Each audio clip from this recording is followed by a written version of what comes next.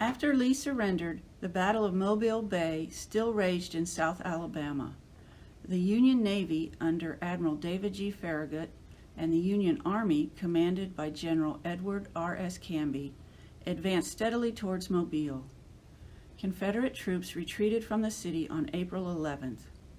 The following day, city officials formally surrendered to Major General Gordon Granger. It was not until May 8th, however, that the Civil War really ended in Alabama when additional rebel troops surrendered at the town of Citronelle, some 40 miles inland from Mobile. Juneteenth celebrates the day Major General Gordon Granger, the new military commander of the District of Texas, ordered that all slaves are free. This involves an absolute equality of personal rights and rights of property between former masters and slaves. Approximately 250,000 slaves residing in Texas were now free.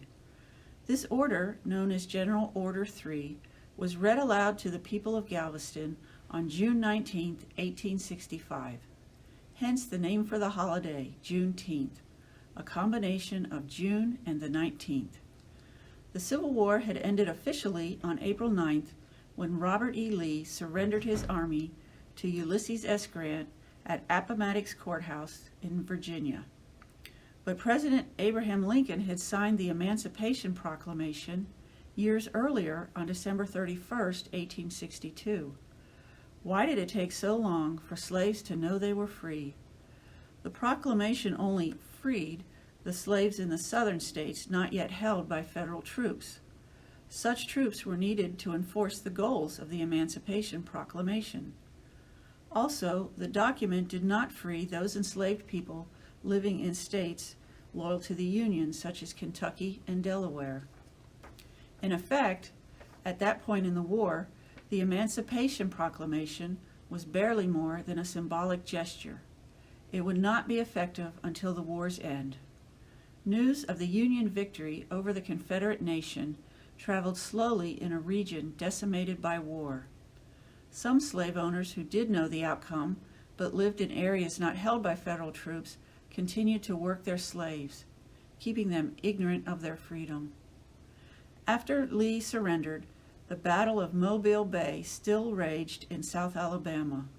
The Union Navy, under Admiral David G. Farragut, and the Union Army, commanded by General Edward R. S. Canby, advanced steadily towards Mobile. Confederate troops retreated from the city on April 11th. The following day, city officials formally surrendered to Major General Gordon Granger. It was not until May 8th, however, that the Civil War really ended in Alabama, when additional rebel troops surrendered the town of Citronelle, some 40 miles inland from Mobile. Granger was then given command of the District of Texas. He proceeded to Galveston and established his headquarters at the Ashton Hotel. He proclaimed freedom for the slaves of Texas from the balcony of this hotel on June 19th. Today, Texans celebrate Juneteenth as a state holiday. Most other states and Washington, D.C. formally acknowledge the day in some manner. The Alabama legislature voted to recognize Juneteenth as a state holiday observance in 2011, making us the 40th state and the last southern state to acknowledge the day's importance in American history. For the last several years, the Rosa Parks Museum has celebrated Juneteenth with a street festival. Currently, activists across the country are lobbying Congress to make Juneteenth a national holiday.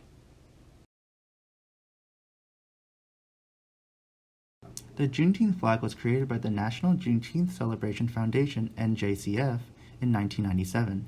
The flag's current look came from the revision made in 2000.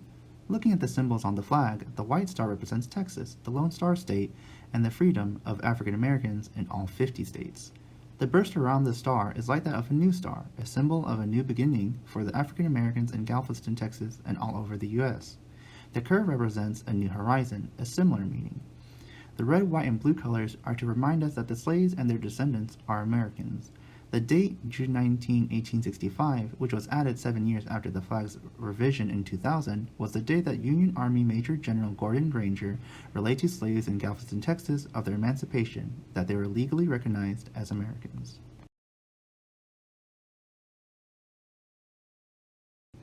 Juneteenth is usually celebrated through festivals, parades, barbecues, prayer, and fellowship. Some symbolic foods served at these celebrations are red velvet cake, watermelon, hot links, collard greens, fried chicken, pork, strawberry pie, and red drinks. The red foods are a representation of the bloodshed of those who had been condemned to slavery. The red drinks have ties to red cola nuts and hibiscus, brought to the Americas through the slave trade.